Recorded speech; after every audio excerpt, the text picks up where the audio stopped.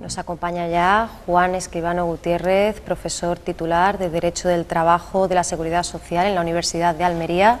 Juan, muy buenas tardes. Hola, buenas tardes. Bienvenido a Córdoba TV. Bueno, Juan, el otro día tuvimos esa primera entrega, ¿verdad? Ese primer encuentro en tu faceta como crítico de cine y nos habíamos quedado con ganas de más, queríamos seguir avanzando, pudimos ahondar un poquito, y digo un poquito, claro, en el cine español, ¿verdad?, en el periodo franquista sobre todo, pero teníamos interés por conocer tu análisis de ese cine social en Francia. Y es que más allá de nuestras fronteras, la consideración del cine como espacio autónomo de lucha política se asienta sobre todo a partir de finales de los 60, ¿no? Lo ubicamos mucho en el mayo del 68, ¿no? Sí, el mayo del 68 supuso para el cine una renovación temática bastante importante.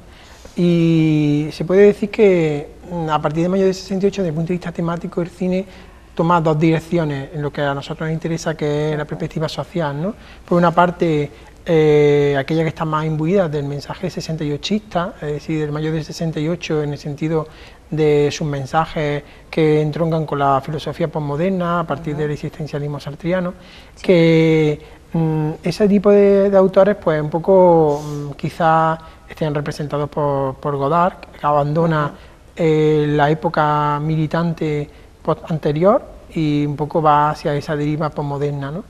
Mientras que hay otra línea que era de un cine de un marcado contenido social, que quizás con Chris Marker, a través de los reportajes de los trabajadores en huelga, el famoso reportaje de los trabajadores en huelga de la Renault, pues ahí digamos que se produce una línea de fuerte contenido social y posiblemente hoy en día el representante más importante de esa línea social pues es Robert Guédiguian. Sí, porque efectivamente los estudiosos hablan de esa fase y también de un nuevo cine social francés, ¿no?, que sería ya la generación que tenemos ahora mismo, ¿no?, en activo. Sí, exactamente. Ya digo que hay una fuerte componente social en el cine francés. El cine francés posiblemente sea uno de los cines nacionales más ricos, en donde todos los años pues surgen importantes obras, al contrario de lo que ocurre en otras cinematografías que parecen estar más estancadas. Ella, supongo que también por una política de producción dentro de Francia, en la que hay un fuerte apoyo a los nuevos creadores y a la posibilidad de hacer cine, pues siempre ha habido pues eso, grandes autores, ¿no?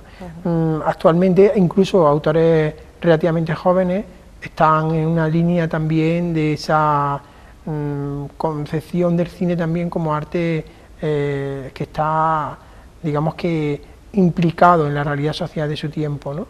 Un poco la asignatura pendiente, como también decíamos la semana pasada, del cine español, donde el contenido social es muy difícil encontrarlo, ¿no? En el cine francés no ocurre eso, posiblemente también, ya digo, sea por la peculiaridad de su sistema de producción, donde no es necesario hacer películas taquilleras en el sentido que nosotros la entendemos, porque tienen asegurados ciertos ingresos como consecuencia de la política estatal de apoyo al cine.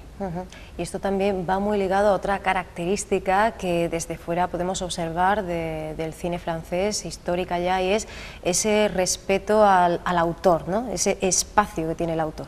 Sí, exactamente. Quizás partiendo del mayo del 68, no, retrotrayéndonos un poco más a los inicios de la Nouvelle Vague, que sabemos que a finales de los 50, a principios de los 60, lo que se llamaron los jóvenes turcos de Cahiers de Cinema, pues Godard, Truffaut, Chabrol, Romé, pues hacen una nueva concepción del cine, que hasta ese momento era un cine donde era poco autoral, al contrario de lo que ocurría con otras artes, al ser el cine un arte en el que se necesita una gran producción, donde se implican muchas personas, existía poca concepción autoral, excepto algunos grandísimos directores como John Ford o algunos otros. Los demás quedaban un poco diluidos entre la masa del reparto y la masa de los técnicos que participaban en la película.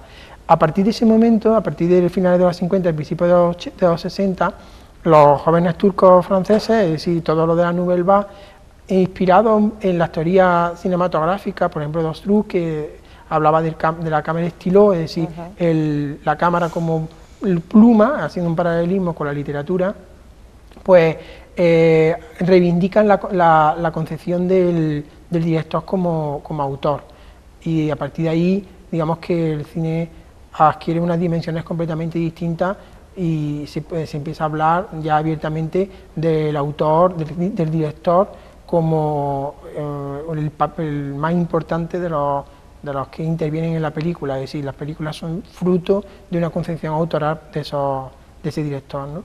Y bueno, ellos también utilizando las teorías de Bazin, pues llegan a la conclusión de que la puesta en escena, pues el elemento fundamental de la película, y por lo tanto el director, el autor.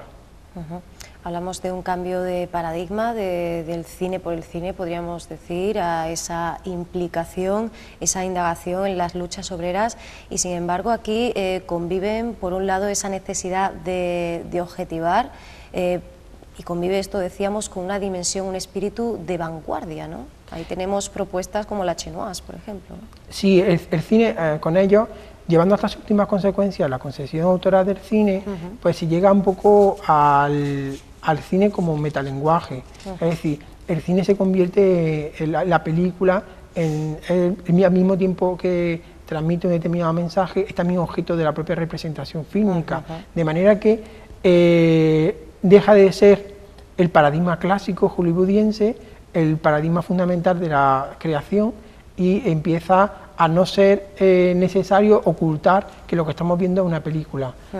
Llevado hasta el extremo, se termina concibiendo la necesidad de que el espectador nunca abandone la idea de que lo que está viendo es precisamente una ficción, y cuáles son los mecanismos de recreación de esa ficción, ¿no?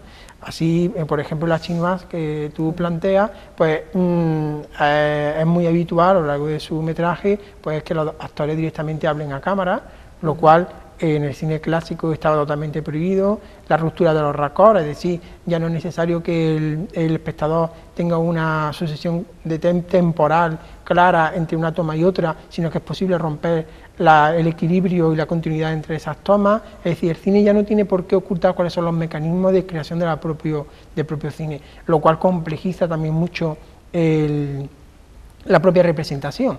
Es decir, el cine clásico tenía un objetivo claro, que era que el espectador, al mismo tiempo que asumiera determinado mensaje, que también lo era, ¿no? Pero sin embargo era también una faceta de digamos, facilitar al espectador la visión de la película. A partir de este momento ya no es así, las películas se hacen difíciles en muchas ocasiones de ver, y entonces pues surge lo que se llamaban los cineclubs en aquel entonces, que eran lugares donde se veían películas de difícil visionado, por parte que se exige al espectador pues un esfuerzo intelectual mucho mayor que lo que el cine clásico hasta ese momento le había requerido. Estamos ya en el terreno de la estética, ¿no? De la recepción, ¿no? Es esa petición, esa actividad, incluso esa proactividad al espectador, que tiene que ver la película no una, sino varias veces, ¿no? Sí, exactamente, tiene que verla varias veces. El mensaje pues no está tampoco tan claro. Va a depender de la persona que la vea y en el momento que la vea, ¿no? Exactamente. Y después también es verdad que desde el punto de vista técnico ese tipo de cine se vio muy facilitado por el abaratamiento de la producción. A partir del momento en el que ya no es necesario unas grandes cámaras, la película se abarata, la capacidad de la película para no necesitar estudios porque es mucho más sensible a la luz y por lo tanto se pueden rodar en exteriores, etcétera, etcétera, pues consiguen también esa posibilidad. Y como tú también decías, el espectador pues se encuentra en muchas ocasiones incluso violentado a la hora de ver la película, ¿no? Y el cine de Godard, su evolución es clara en ese sentido, hasta el momento en el que el propio Godard tiene que echar marcha atrás y volver otra vez a un cine un poco más argumental y un poco más capacitado para que el espectador medio sea capaz de verla, ¿no? Se rompe completamente el discurso, y es que Godard inicia pues todo un maratón desde al final de La Escapada en el año 60 hasta que a los finales de esa misma década llega a posiciones de extrema izquierda maoísta incluso. De esto su filmografía, no vamos a decir que fotograma a fotograma, pero sí película a película, pues nos ofrece toda una radiografía, ¿no?, de esta evolución. Sí, y no es solo, y no queda ahí la evolución, después de esa etapa, donde incluso en el colectivo de Siga Bartók, digamos que oculta su propia firma, en el sentido de que considera que el film es una creación colectiva y por lo tanto el director un poco se enmascara dentro de ese colectivo. Después ya pasa a otra fase de nuevo mucho más argumental. Quizás el momento clave de transición se encuentra en la película Tout va bien, que ya vuelve otra vez a actores profesionales, Yves Montand y Jane Fonda, en donde de nuevo aboga por un cine más, digamos, más comercial, dentro de lo que Godard es comercial, que nunca lo ha sido, ¿no? Y en ese sentido es significativo el inicio de esa película, que a mí me gusta mucho, porque lo primero que se hace es la firma por parte del director de todos los cheques que un poco simbolizan el coste del film y lo que el director tiene que renunciar para poder llevar a cabo esa película. Es decir, de nuevo el cine como metalenguaje, aquí incluso sabemos cuánto va a costar. Es decir, factura a factura, lo que cuesta la iluminación, lo que cuesta maquillaje, lo que cuesta vestuario, lo que cuestan los propios actores, y va el director firmando esos cheques, ¿no? Pero también es simbólico de que el propio Godard ha tenido que utilizar de nuevo actores conocidos para que de esa manera su cine pues no quede reducido a unos pocos, sino que se generalice su visionado. Todo va bien, esa película del año 72 que conecta de muy diferente manera, por un lado con el discurso fílmico de la huelga, de propuestas como la huelga, y por otro con Siga Bertov, al cual tú has hecho referencia, ¿no?, que daba nombre a esa... Sí, pero la película, a pesar de que transmite o que tiene como eje fundamental de su argumento una huelga, sin embargo ya es una huelga vista desde la perspectiva de la derrota del año 68, aquella ilusión que generó el mayo de 68 de unión de trabajadores y estudiantes, y la huelga como instrumento revolucionario que podía coadyuvar a ello, y la huelga que antes hicimos referencia, la grande huelga en el sector del automóvil francés, ya no es tan clara esa capacidad de transformación que tiene la clase trabajadora. Ahí por una parte encontramos a las organizaciones sindicales ya vistas con una concesión extremadamente crítica, la CGT, el Sindicato Comunista, se ve los representantes de la CGT como una especie de élite, y por otra parte el propio actor, que es Yves Montand, que viene también del Partido Comunista, pues lo representa Godard firmando anuncios, lo que quiere decir también que un director de cine, que es el personaje que representa a Godard, ha tenido que renunciar a su autoría para firmar lo que digamos que cinematográficamente sería el escalón más bajo, que era los anuncios publicitarios, ¿no? Eso también simboliza un poco lo que él está haciendo, que es renunciar a Siga Bertov y volver al cine comercial. Sí, porque lo que planteaba Bertov, esta idea del cine como opio del pueblo, pues nos obliga a modificar, ¿no?, completamente el enfoque que tenemos, ¿no?, cuando nos colocamos por detrás de la cámara. Sí, de todas maneras, el cine de entretenimiento, cualquiera de las carteleras que existen hoy en nuestra ciudad, pues posiblemente tenga esa componente, que es una componente menos significativa ya que otros tipos de espectáculos, otros tipos de distracciones que actualmente existen, que son, desde mi punto de vista, mucho más opiáceas, ¿no? Sin embargo, el cine efectivamente tiene esa componente, pero también es verdad que podría no tenerla. Es decir, la capacidad del cine no necesariamente tiene que tener la función de distracción de los problemas sociales, sino que puede tener una componente educativa. Y ahí, pues, Lenin, que coincide en su final de su vida con el inicio del cine, decía que de todas las artes el cine era la que mejor podía servir a la clase trabajadora, sobre todo una clase trabajadora pues poco culta, poco formada, que tenía en el cine un instrumento adecuado para adquirir cierta formación. Así que depende de cuál sea la concepción del cine que tengamos, tendrá o no esa concepción opiácea, ¿no? Decíamos que con Todo va bien se reduce ese experimentalismo formal, entendemos que es una cesión necesaria, ¿no?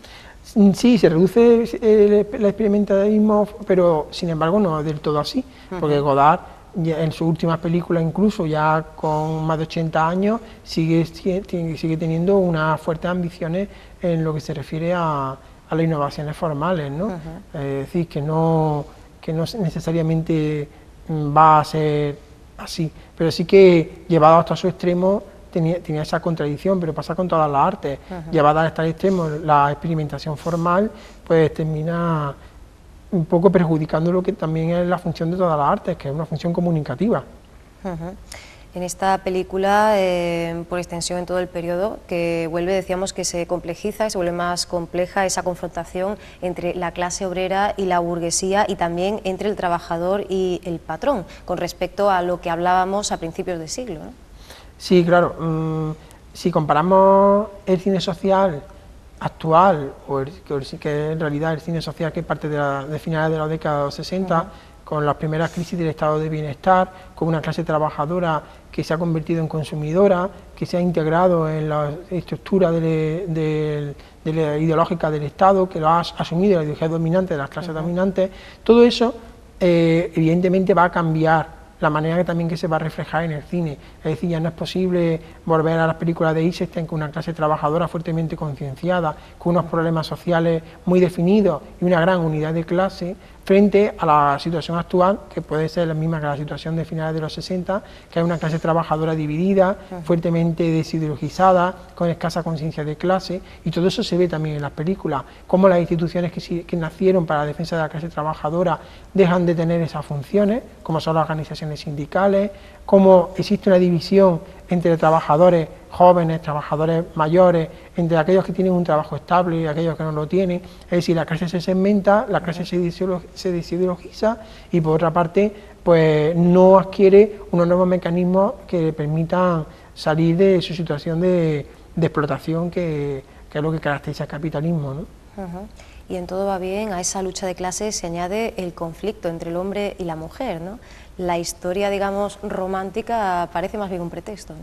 Sí, la relación hombre-mujer, aunque es curioso, también supongo que por la ideología de izquierda y de igualitaria que tienen los directores que reflejan los conflictos sociales, el conflicto hombre y mujer siempre ha estado muy presente en el cine social. Al mismo tiempo que representaban los conflictos de clase, también representaban los conflictos dentro de la clase entre hombres y mujeres, ¿no? En Francia hay una expresión muy curiosa que dice: a l'usine et la cuisine, no a la explotación, es decir, tanto en la oficina como en la fábrica como en la cocina, no a la explotación, ¿no?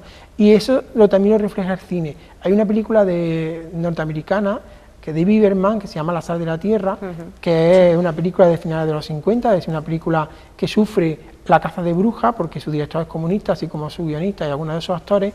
Ahí también está el conflicto de género. Es decir, cómo el trabajador es explotado en la fábrica, pero en su hogar explota a su mujer. Y en el caso de Todo va bien, de Godard, también se ve ahí. Lo que pasa es que ya es una perspectiva completamente distinta, porque estamos hablando de unas clases, digamos que medias, ¿no? Donde tanto la mujer como el hombre tienen profesiones cualificadas. Pero también existe el conflicto de género, es decir, también muy mayo 68ista, ¿no? El conflicto de género estuvo también muy presente en ese momento histórico. Hablábamos de Todo va bien, de Godard, y también te detienes a analizar Recursos humanos, esa película mucho más reciente de Logan Cantet. ¿Cómo se comparan o cómo, digamos, vertebran dentro de este contexto del cine social esos dos discursos que se plantean? Sí, Logan Cantet, que ya un director joven, bueno, que hace poco tuvo mucho éxito en una película que se llamó En la clase, o Tras el muro, que es una película que narraba la situación de las clases, de la clase, no una clase social, sino dentro del sistema educativo, en un barrio marginal o de la periferia de París, y todo el problema de la multietnicidad dentro de esas escuelas, ¿no? Tuvo cierta repercusión aquí en España, su película se estrenó, pero antes de esa estrenó otra que se llamaba Recursos humanos, que narraba una situación que es una situación que podría ser con la de cualquier empresa en cualquier lugar de la Europa occidental, ¿no? Es decir, se trata de una empresa en la que la situación de crisis económica pues aconseja abaratar el coste social, el coste de la mano de obra y cómo se produce un conflicto generacional entre los padres, que son trabajadores, son obreros, que habían tenido el beneficio de las conquistas que se habían realizado durante la década de los 40 y de los 50, y como la nueva generación, la que se está incorporando ahora al mercado de trabajo, podríamos hablar exactamente del momento histórico actual, como esa realidad es completamente distinta. Se incorporan a las empresas sin ese respaldo de los trabajadores anteriores, porque esos trabajadores anteriores lo que pretenden es la conservación de esas situaciones que en muchas ocasiones son de privilegio si lo comparamos con la situación de los trabajadores incorporados nuevos, ¿no? Lo cual pues también era una cosa que era inaudita en el mensaje del cine social de la década de los 40 o 50, ¿no? Ahora ese problema generacional está claro y bueno, simplemente contra los datos de la EPA, con un índice de desempleo juvenil de más del 50%, pues también podíamos claramente, ¿no?, ver la actualidad de la película. La verdad que esa película está muy bien, es la historia de un chico que había trascendido su clase social, lo que se llama movilidad social, a través de los estudios, consigue terminar la carrera de empresariales y llega a la fábrica donde trabaja su padre como obrero no cualificado para ejercer las funciones de director de recursos humanos. Eso es una cosa que mi generación ha vivido, que ha sido que los estudios nos han permitido cierta movilidad social, mientras y eso, el conflicto que ha generado dentro de la clase. Trabajadores, personas que por estudiando una determinada clase consiguen esa movilidad social, con lo que se produce el conflicto entre generaciones como consecuencia de eso, ¿no? Y la película la verdad es que lo narra muy bien y es una película muy buena. Recursos humanos con ese doble sentido, ¿verdad? No solo referencia al área de personal, sino esos seres humanos como recurso, podríamos decir, da un paso adelante, decíamos, ¿qué relación guarda, ¿no?, con ese cine social pretérito o inmediatamente anterior? Y es que ya no estamos hablando de situaciones extremas, sino de cuestiones como la regulación horaria, ¿no?, por ejemplo, ¿no? Sí, la película narra la historia de las leyes Aubry, que son las leyes de la ministra francesa de Trabajo, sí, que pretendía la reducción de la jornada de trabajo a 35 horas y que al final, con la llegada al poder de Nicolas Sarkozy, se derogaron las leyes Aubry, por lo tanto no se consiguió la implantación de la ley de la jornada laboral de 35 horas.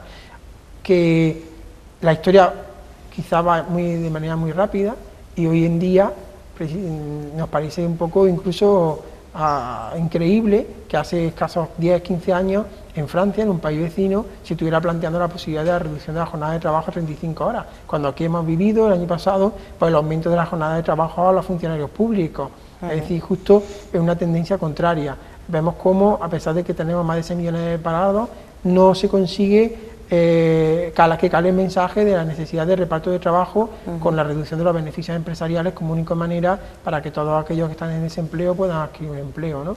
Sin embargo, se intentó ahí y la película eso es lo que plantea, con unos problemas jurídicos además muy interesantes, por lo que la película se convierte en un instrumento pedagógico en las facultades de Derecho y en concreto para la asignatura que yo imparto, Derecho del Trabajo, pues básica, ¿no? Y además Cantet logra, nos decía, romper ese gran tabú que impide al cine reflejar el mundo del trabajo, digamos, sin espectacularidad, ¿no?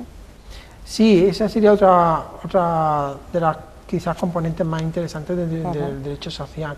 El derecho social, a pesar de que no es un derecho, el cine social, a pesar de que no es un cine, digamos que documental, es decir, que es un cine de ficción, sí que ha pretendido aproximar las realidades que transmite a lo que es el momento en el que se encuentra, el momento histórico en el que se trata, ¿no? Ahí las películas de Ken Loach pues son paradigmáticas en ese sentido. Vemos una película de Ken Loach y evidentemente no estamos viendo un documental, pero sí que estamos viendo una realidad que se aproxima bastante a la realidad de la clase trabajadora de los barrios marginales de las grandes ciudades inglesas. Es decir, que no es un cine documental, pero sí que es un cine muy apegado a la situación social que en cada momento se trata de reflejar, ¿no? Y eso pues sí que se puede decir una característica de ese cine. Ujú. Frente a la huelga, de lo que hablábamos el otro día, Juan, hablamos ahora del consumo, algo que tú calificas como auténtico medidor de la valía personal, ¿no? Este tema también es algo propio, ¿no?, de este nuevo cine. Sí, claro, lo que decíamos antes, si el trabajador ya no se considera a sí mismo ni siquiera como miembro de una clase, que es la clase que no posee los medios de producción y que es explotada a cambio de un salario, sino que ahora somos clases medias y tenemos como elemento definidor nuestros niveles de consumo, pues evidentemente eso también lo va a reflejar el cine, ¿no? De todas maneras, esa siempre ha sido una preocupación bastante importante del cine social. De hecho, la película que antes citaba, la de La sal de la tierra de Bergman, uno de los problemas más importantes que tienen es el pago de las letras de una radio, es decir, que eso siempre ha estado presente, ¿no? Pero que evidentemente conforme los trabajadores van convirtiéndose en consumidores, pues ese problema también se planteará con mayor intensidad. Si tuviéramos un cine social en España, pues estaríamos hablando de películas que empezarían a reflejar el problema del desahucio. Lo que pasa es que eso no lo tenemos aquí, ¿no? Pero sí que sería ese un momento importante digamos, del reflejo de los problemas sociales de la clase trabajadora. Una observación honesta en cualquier caso, y dentro de este marco, de este paradigma, podemos incluir también a Guédiguian, ¿no?, con películas como Marius y Jeanette, ¿no? Sí, Guédiguian es un director. Hemos tenido la suerte de tener aquí en la Filmoteca de Andalucía un ciclo sobre él, en donde han estado sus mejores películas. Y Marius y Jeanette fue un poco la película que nos sirvió a los que no somos franceses para conocer la obra de este director. Fue la primera vez que llegaba a los cines españoles. Recuerdo que aquí en Córdoba se estrenó con bastante éxito en su momento, y sí, pues Guédiguian lo que trata de transmitir es la evolución de la situación de la clase trabajadora en un barrio muy específico de Marsella, que es el barrio de la Estaca, donde él permanentemente rueda todas sus películas, siempre con el mismo equipo técnico, el mismo equipo incluso artístico, de actores, ¿no? Siempre con sus actores, que encima es su mujer, así que recientemente se estrenaron los cines de verano además directamente La nieve del Kilimanjaro. De hecho se proyecta en estas jornadas por la paz del Distrito Sur en estos días. La nieve del Kilimanjaro. Pues además este año se las puse a los alumnos para empezar el curso, siempre les pongo una película y este año les puse La nieve del Kilimanjaro. Es una película, La nieve del Kilimanjaro, que es muy recomendable, no solo porque artísticamente es muy interesante, sino porque está muy bien reflejado la situación actual de la clase trabajadora. Se trata de el eje central es un expediente de regulación de empleo y cómo influye un expediente de regulación de empleo en las clases trabajadoras que ya están en sus últimos momentos de actividad, es decir, un expediente de regulación de empleo en un trabajador de más de 50 años y un expediente de regulación de empleo en un trabajador de menos de 30 años, como es completamente distinto de una realidad y otra. Aquí en Córdoba hemos tenido expedientes de regulación de empleo que pueden ser prácticamente calcados a los que transmite La nieve de Kilimanjaro. Aquí, por ejemplo, el expediente de regulación de empleo del OXA fue significativo en ese sentido. Los trabajadores que habían entrado a la escuela de aprendices en la década, a finales de los 60 y 70, pues tienen en el expediente de regulación de empleo unas condiciones que no van a tener los jóvenes que entraron pues a lo largo de los últimos 10 o 15 años, ¿no? Como ni siquiera en la precariedad existe igualdad entre generaciones, ¿no? Y eso la película es lo que pretende transmitir, y además lo hace muy bien, los actores son encantadores, por lo tanto, si se va a transmitir en las jornadas por la paz, yo recomiendo a todos los que puedan que vayan a verla porque es bastante recomendable. También cuando hablamos de este espectro del cine social, no se nos escapan pues esos directores, esos cineastas que abren otra vía, que nos acercan a cuando pasamos ya de una determinada coyuntura a esas personas que no lo resisten, ¿no?, que dan el paso. Hablábamos antes de los desahucios y por desgracia en muchos casos hemos terminado hablando de suicidios, que evidentemente no tienen el desahucio como única causa, pero que finalmente terminan siendo una especie de víctimas, ¿no?, de esta alarma social. Ahí están los casos de Dardenne o de Katsovitz, ¿no?, con El odio, por ejemplo. Sí, o por ejemplo, recientemente también se estrenó la última de Akis Kaurismäki sobre el muelle de Marsella, cuál es la situación de desesperación. Evidentemente, cuando la clase trabajadora pierde su conciencia de clase, sus problemas se convierten en problemas individuales. Y eso ya lo lleva reflejando el cine mucho tiempo.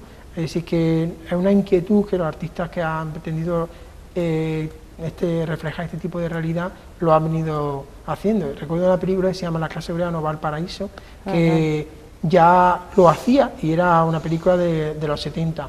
Pero evidentemente eso es así. Si tú no consideras que tu problema es un problema social, es un problema que no te afecta porque no tienes los méritos suficientes para que el sistema no te excluya, sino que te excluyen porque eres miembro de una determinada clase y da igual lo que hubieras hecho, que de todas maneras hubiese sido excluido cuando hubiese sido sobrante, pues terminas culpabilizándote. Y en el caso de los desahucios y también en el caso de desempleo también ocurre. Muchas veces se dice ¿cómo es posible que una situación de desempleo que afecta a más de 6 millones de personas no haya generado un conflicto social? La razón fundamental está en que los trabajadores, cuando quedan en el desempleo, terminan culpabilizándose. Es decir, no han sido desempleados porque han sido utilizados como mano de obra, cuando se han sido sobrantes los han expulsado, sino que parece que somos desempleados porque no sabemos suficiente inglés o porque no hemos hecho cursos de formación durante el tiempo que estábamos empleados. Es decir, es por nuestra culpa. Si es al asumir esa culpa y diluir el problema que es social en causas individuales, pues termina también teniendo esas dramáticas situaciones de suicidio o de depresiones. Decía la encuesta de población activa que de los 6 millones de desempleados, el 50% se encuentra en una situación de depresión. Es decir, que estamos hablando de 3 millones de personas que se encuentran deprimidas porque un sistema injusto lo ha excretado y lo ha utilizado exclusivamente como cosa, y cuando no lo ha necesitado lo ha echado y lo ha dejado de utilizar. Y sin embargo te culpabiliza y te deprime, y eso pues el cine también lo refleja. Y hay autores que lo hacen de la perspectiva de desesperación y deprimente, ¿no?, también en sí mismo. Bueno, hemos intentado, Juan, abordar, ¿no?, este complejo mosaico del cine social francés. Entiendo que hay muchísimo más de lo que se podría hablar, pero ya no nos queda tiempo, así que te agradecemos muchísimo que hayas estado con nosotros y esperamos que nos vuelvas a acompañar porque nos quedan muchos asuntos. El libro, en concreto La huelga y el cine, escenas del conflicto social, es completísimo. Hay un análisis pormenorizado de muchísimas grandes películas muy recomendables y la verdad es que nos encanta hablar contigo de cine, nos encanta hablar contigo de medio ambiente, de ecología, y también nos encanta hablar contigo de cine, Juan. Muchas gracias. Muchísimas.